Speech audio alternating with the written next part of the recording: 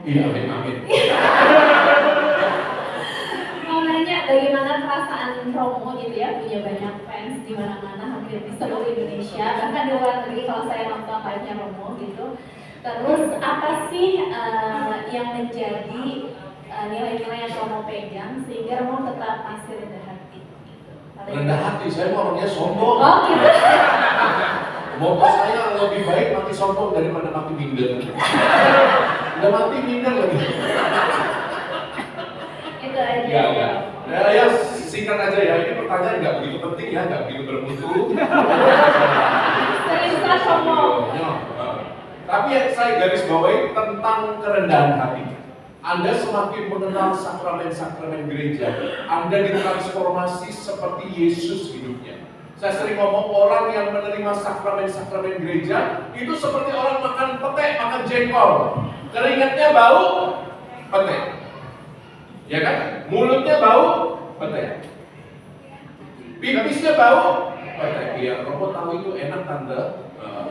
Romo juga doyan. Dan orang yang mengenal Yesus mestinya seperti itu. Kalau dia udah terima sakramen-sakramen, hidupnya itu seperti Kristus, pikirannya seperti Kristus, bibirnya, lidahnya seperti Yesus, hanya bisa bicara yang baik. Saya yakin ini yang ikut malam hari ini acaranya semuanya orang baik. Anda semua baik, amin? Amin. Kecuali yang tidak baik. Ya, yang baik-baik, enggak ya, enggak. Jadi itu ya, pengalaman ditransformasi oleh Yesus lewat sakramen-sakramen itu penting sekali. Oke? Perasaan saya apa? Biasa aja, saya nggak merasa diri terkenal, biasa aja ya suya. Cuman agak repot sekarang kalau mau belanja. Kemarin saya ditraktir umat yang sudah dekat seperti keluarga, kan baju sering dikasih, celana sering dikasih, umat kan nggak berani berikan saya celana dalam. Jadi hanya ini saja, hanya keluarga dekat. Saya ditraktir satu keluarga dekat itu ada promo di Sogo, di dalam mall di Surabaya. Dibongkar semuanya yang ukuran 3XL. Kan susah carinya. Jadi karyawannya disuruh bongkar semua dari atas sampai bawah. Ketika sedang bertapa merenungkan betapa sulitnya mencari ukuran, itu ada followers yang mengenali saya dan minta doa, coba bayangkan. Lagi Romo berdoa dalam nama Yesus, semoga mereka disembuhkan, dipulihkan, semoga mereka hidup bahagia. Si kokoh ini, salah satu kokoh yang tadi mentraktir saya, dia saking senangnya ketemu ukuran, dia ketemu 3XL Romo, 3XL. Wah, gua malu banget. Aduh, apalah imajinasi orang yang didoakan ini. Gitu ya, kurang lebih. Tuhan memberkati. Ya, pertanyaan kedua ada, kita sampai setengah 9 ya? Sampai jam 12 Romo. Jangan. Enggak, saya ketawanya kayak kuntilanak.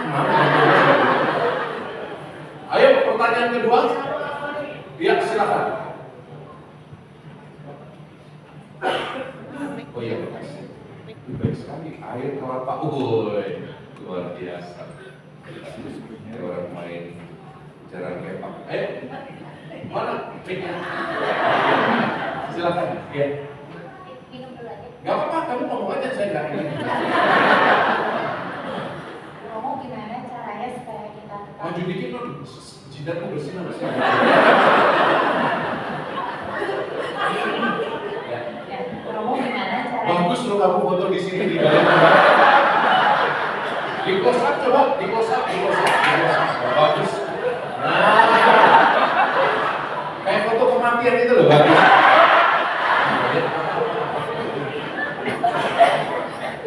Romo gimana ya caranya supaya tetap bertahan saat udah novena gitu, tapi doanya belum terjawab kayak gitu. Apa kita tetap lanjut novena atau ya udah serahin aja semuanya sama Tuhan, tetap berdoa atau ya udah? Novena itu bukan alat nyogok Tuhan ya, saudara ya. Novena itu bukan alat nyogok Tuhan, ingat baik-baik. Ada yang kita doakan, kadang-kadang kita punya pola pikir kalau gua udah novena, ditambah puasa, ditambah mati raga, tambah jalan salib, itu yang terjadi, pasti terjadi, berat badan Anda turun, itu pasti terjadi. Tapi doa Anda belum tentu dikabulkan. Benar nggak? Siapa di sini yang merasa novena Romo doa jengking-jengking enggak terkabulkan doanya? Ada yang merasa seperti itu? Kemungkinannya satu, Anda salah minta.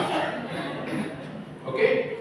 Misalnya Tuhan, saya mau minta anak, saya mau minta keturunan Tuhan. Loh, kamu baru terima sakramen imamat, gimana? Ngerti maksudnya ya?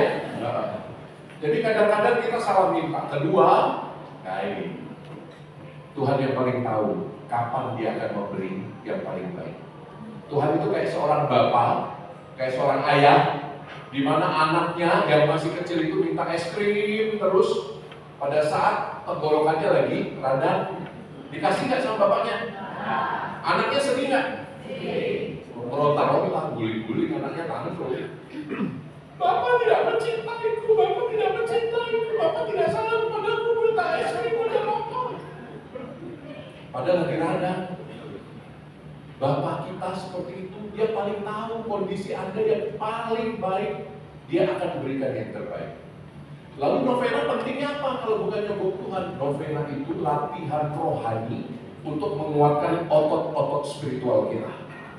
Supaya kalau dikabulkan kita bersyukur, kalau tidak dikabulkan kita bersyukur. Jadi novena itu latihan bersyukur. Bukan perkara dikabulkan apa nggak dikabulkan. Kita doa jangan kayak anak-anak itu ya. Oh, ada satu anak minta sepeda itu ya. Anak satu ini minta sepeda. Novena 3 kali Salam Maria tidak dapat sepedanya.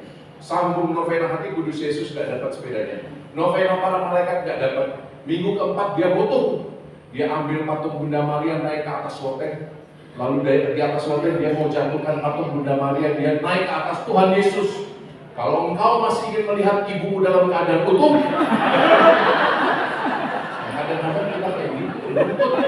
Minta boleh tapi jangan menuntut. Tuhan sayang padamu. Jelas ya anak? Jelas ya. Yuk kita foto sebentar ya. 1, 2, apa pakai itu aja ya. Nanti dipasang di peti ya. Dipukul ya. 1, 2. Rosario kasih ya, Rosario kasih ya. Pertanyaan terakhir. Tadi nggak ada yang mau tanya, nggak mau tutup baru. Siapa? Dan dari luar. Ya, jaket oranye itu kasih lah. Yuk sini, anak muda yuk sini. Ya. Kalau kamu bisa koprol dari sana ke sini, tak kasih 2 Rosario-nya. Bisa koprol. Pertanyaannya apa saudara? Nama? Raymond. Ya, oke. Jadi sebenarnya ada sedikit produksi. Jadi di tempat kerja gitu ya, tempat kerja saya kebetulan ya punyanya website kayak gitu.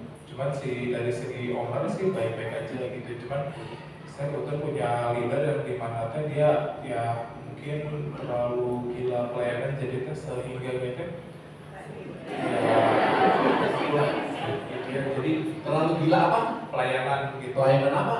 Di gerejanya. Oh, terus? Nah, cuman gini yang jadi saya pertanyakan kan ini saya udah terbiasa kan dengan kayak misalkan Gini bro, karena waktu kita terbatas, kita nggak buka curhat forum. Oke. Langsung pertanyaanmu bagaimana cara biar bisa apa sih tetap karakter terjaga gitu, karena ngelihat orang yang ngomongin soal pelayanan melakukan pelayanan tapi karakternya nggak kayak Kristus. yes. Oh, jadi dia gajah di belangkoni, bisa menjauh, nggak bisa melakoni, ya kan? Bisa ngomong tapi nggak bisa berbuat, ya kan? Iya gitu persis. Kamu maksudnya mengkritik Romo apa gimana? Kamu bos yang kamu maksudkan itu, apakah pastor parokian itu? Atau gimana? Kok pucet kamu? Ya, Romo menangkap. Terima kasih Romo. Kita beri tepuk tangan ya untuk anak muda ini. Raymond mau Rosario? Iya, dipakai ya. Nah, lu udah dikasih cerewet lagi, udah sana minta warna merah. Ya nanti dicari yang warna merah ya lemon ya. Itu kan ya lemon ya. Nah, boleh asal dipakai mati ya nanti ya. Sekarang ini tantangan gereja, banyak orang-orang yang bisa ngomong tentang Kristus tapi hidupnya tidak mencerminkan Kristus. Itu di mana-mana. Dari zaman bahula udah kayak gitu. Benar ya? Cuman sekarang ini lebih intens karena seolah-olah ada kerinduan spiritual yang begitu besar di kalangan umat sehingga banyak sekali umat itu ingin menunjukkan kesolehannya. Nah, lalu tanpa sadar jatuh dalam kesombongan rohani. Betul nggak? Betul ya? Romo sering dengar itu ada orang-orang yang tergoda untuk jadi hakim bagi sesamanya. Hanya karena dia sibuk pelayanan, dia merasa bahwa dia berhak menghakimi orang-orang. Apa lu janda cerai lu? Apa lu gak boleh komuni lu? Untuk apa kita hakimi orang-orang dengan kelemahan lu? Apa lu? Lalu saya ngomong jelek-jelek ada anak-anak ya. Pokoknya, you tahu maksud saya ya. Maka mari kita mengubah diri kita menjadi seperti sakramen yang kita sambut. Tadi Romo bilang ada daya transformatif. Itu pertanyaannya Raymond dan itu jawabannya. Terima kasih. Satu yang terakhir.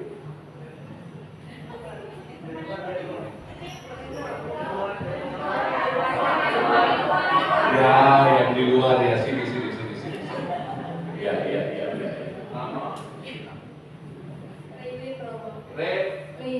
Relin. Oke. Buatnya Sylvia. Jadi besok tuh aku ada presentasi tentang Bunda Maria. Nah, satu pertanyaan yang aku bingung, saya tuh apa resiko kita kepada Bunda Maria saat menerima tugas dari malaikat Gabriel? Resikonya? Iya. Oh, saya jadi ngerjain PR agama.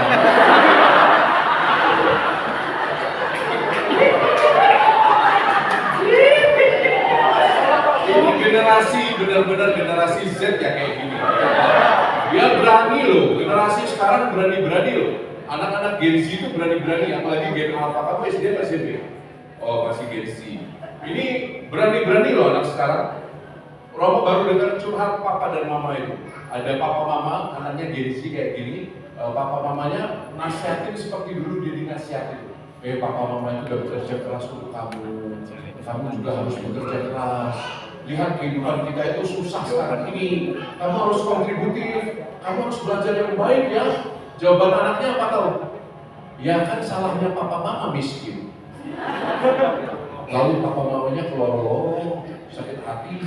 Itu bukan salah anaknya loh.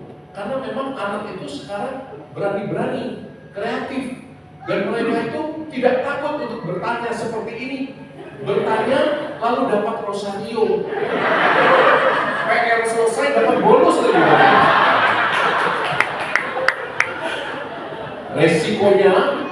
Resikonya Bunda Maria itu kematian. Kok Resikonya kematian. Kenapa? Orang bayangkan orang hamil. Jangan lihat perut Rono. Orang hamil tanpa suami, zaman sekarang aja dianggap nggak benar kan? Apalagi zaman dulu. Ngerti? Hukum Yahudi mengatakan yang perempuan yang hamil di luar nikah itu dosa zina. Mereka yang berzina itu harus dipendam di dalam tanah, sisa kepalanya baru dilempar batu sampai mati. Hukumnya. Jadi pertanyaanmu kan apa resikonya Bunda Maria menerima? Resikonya kematian. Oke? Pokoknya kalau guru bilang salah, suruh gurumu ke sini.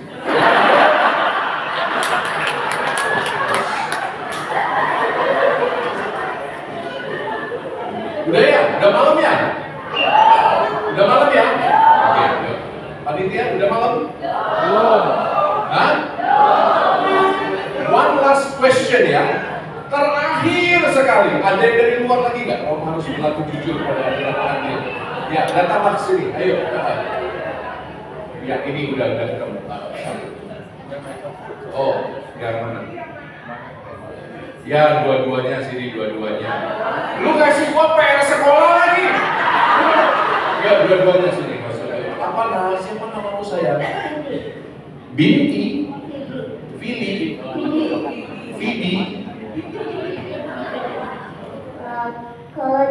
imam itu kayak kenapa setiap hari ada acara gitu. Jadi kayak Enggak tentu. Kalau jadi imam enggak tentu tiap hari ada acara. Ada romo-romo yang tidur-tiduran juga.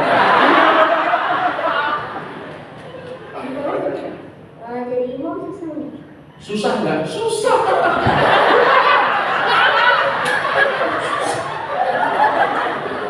Susah berat. Jadi romo susah nggak? Jadi imam itu susah. Susah. Susah karena apa? Karena kami berusaha mencintai Yesus dalam kelemahan kami. Kadang-kadang kalau kami sendirian dan kami merasa sedih, tidak ada tempat untuk mengadu. Hanya bullying yang menemani. Dan boneka Winnie the Pooh. Di kamar saya ada boneka. Tapi nggak apa-apa, susah tapi membahagiakan. Susah tapi menyenangkan. Menyenangkan karena apa? Kita punya privilege mendengarkan sharing dari papa dan mama yang luar biasa. Saat kita mendengarkan sharing dari papa mama seperti papa mamamu, kita tahu bahwa panggilan imamat ini tepat. Karena hidup mereka penuh dengan salib yang lebih berat daripada papa mama. Gitu ya nak ya? Ambil rosario. Apa lu? Ayo sini. Ini mamanya jangan-jangan. Ya Romo tadi kan ada bahas ya kata Romo Bunda Maria itu nggak nggak minta secara detail, ya kan? Tapi saya pernah dengar sebuah pengajaran yang berkata kalau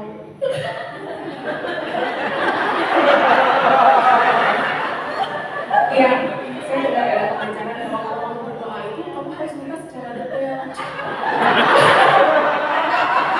Dan dia contohin kalau misalnya pengen terima pencerahannya apa harus detail kan? Jadi sebetulnya kita harus minta detail kalau pada Tuhan yang udah tahu gitu kan, tanpa kita minta kan udah tahu. Atau nggak usah sih sebetulnya. Minta detil nggak detil? Minta detil nggak detil itu nggak penting. Anda boleh cerita isi hati Anda. Kalau isi hati Anda itu seperti anak yang percaya sungguh pada bapaknya, kadang kita ngomel nggak jelas juga sama bapak kita. Yang penting kita cuma bahagia udah didengerin sama ayah kita. Papa, kemarin itu teman saya, papa sama udah percaya. Ya udah, kita detail sekali menceritakan keluh kesah kita dan bapak kita cuma diam sambil menunggu. Ya udah, nggak apa-apa. Dan kita udah bahagia. Jadi tergantung isi hatimu. Kalau kamu pengen cerita detail ya minta aja detail, nggak apa-apa. Cuman Bunda Maria bukan tipe orang yang suka banyak kata. Karena Bunda tahu dosa lidah itu luar biasa. Ya. Tapi kalau kamu tergerak untuk cerita dan minta detail, minta Tuhan aku ingin jodoh. Tingginya 183, beratnya 139, usianya 39. Kalau bisa Tuhan sionya kerbau karena dan Tuhan berikan yang putih Tuhan. Putih Tuhan berikan yang putih yang tampan. Dan Tuhan mengatakan, ya saya berikan padamu. Saya dihadirkan di sini. Ya. Boleh aja minta detail nggak apa-apa. Cuma jangan kecewa. Minta kalau detail kita jangan kecewa. Ya. Tuhan berkati ya. Oh dia nggak perlu rosario, dia nggak detail. Dia mintanya nggak detail. Apa? Ya kamu. Ya udah baru dikasih. Oh suaminya yang pakai baju hitam itu mana baju hitamnya? Oh ini pria Malang yang kamu. Ini hasil doamu ya? Bener nggak? Bener nggak? Bener nggak? Tinggi 183. Berat ya 696. Luar biasa ya. Tuhan berkati ini rosario couple, dua warnanya sama. Ya, sehingga siapapun yang meninggal duluan Tuhan berkati kalian berdua ya. Amin. Buat saya pada Saya berterima kasih kepada panitia yang sudah mengundang saya. Baik kalau kita mendengarkan pesan dari pastor gembala kita. 1-2 patah kata sebelum kita menutup acara. Mari pastor. Tepuk tangan dong teman-teman.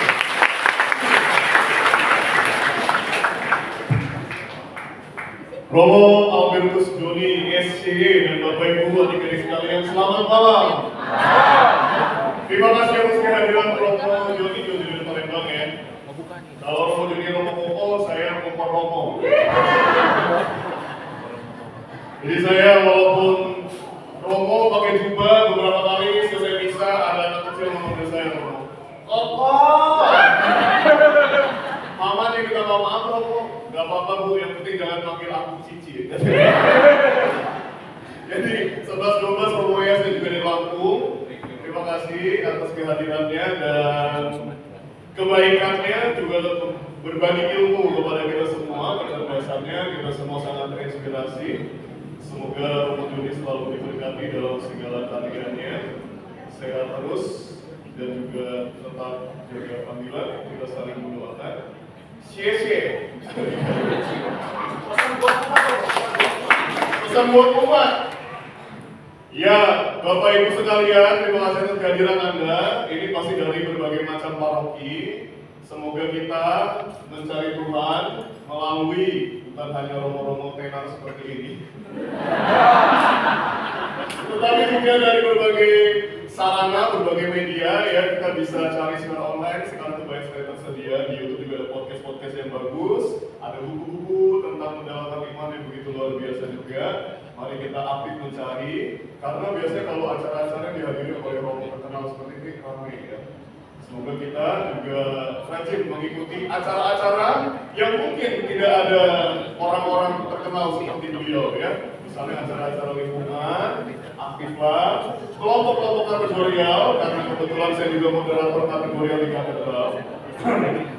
Jadi, hadirlah dalam setiap acara meskipun tidak ada orang-orang terkenal ya. Karena di setiap acara pasti ada keilmuan yang berguna bagi kita semua ya. Pasti kita mendapatkan sesuatu walaupun mungkin tidak seceria kalau ada beliau atau Romo Eko misalnya, tetapi percayalah kita dapat menimba ilmu dan menambah iman dari berbagai media. Thank you sekali lagi.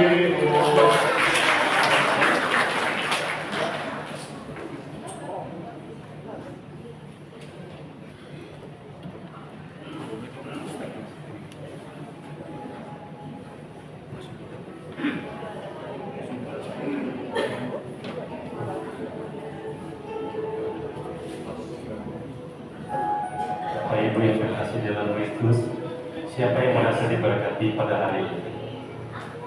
Terima kasih Pastor Ardi, terus terima kasih juga Pastor Romo Koko yang telah membawakan setiap firman pada hari ini.